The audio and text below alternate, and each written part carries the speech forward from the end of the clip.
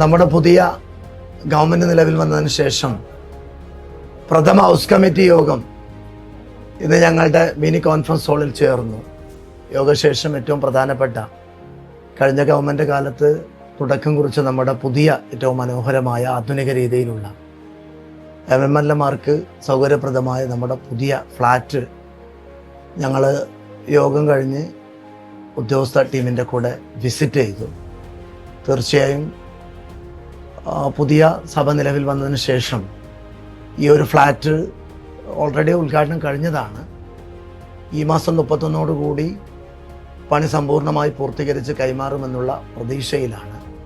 ഇത് പൂർത്തിയാവുന്നതോടുകൂടി MLA-മാരുടെ ഏകദേശം താമസ പ്രശ്നം തീർച്ചയായും പരിഹരിക്കപ്പെടുമെന്ന് മാത്രമല്ല, ഇന്ത്യയിൽ തന്നെ ഏറ്റവും നല്ല അക്കമഡേഷൻ നൽകുന്ന ഒരു സ്റ്റേറ്റായി നമ്മുടെ കേരളം അടയാളപ്പെടുത്തുമെന്നുള്ള കാര്യത്തിലൊരു തർക്കവുമില്ല.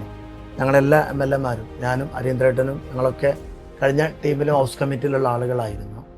എക്സ്പീരിയൻസും പുതിയ അനുഭവ സമ്പത്തുള്ള MLA-മാരും പുതിയ MLA-മാരൊക്കെയുള്ള ഹൗസ് കമ്മിറ്റിയാണ്. ഏറ്റവും നന്നായി ഞങ്ങളിൽ ഏൽപ്പിച്ച ഈ ദൗത്യം നന്നായി പൂർത്തീകരിക്കണമെന്ന ഉദ്ദേശത്തോടു കൂടിയാണ് ഞങ്ങളുടെ ഓരോ ആദ്യത്തെ മീറ്റിങ്ങിൻ്റെ ഈ തുടക്കം മുതൽ ഞങ്ങൾ ആഗ്രഹിക്കുന്നത്. ഇത് വിസിറ്റ് ചെയ്തപ്പോൾ ഏകദേശം പണി പൂർത്തിയായി വരുന്നുണ്ട്.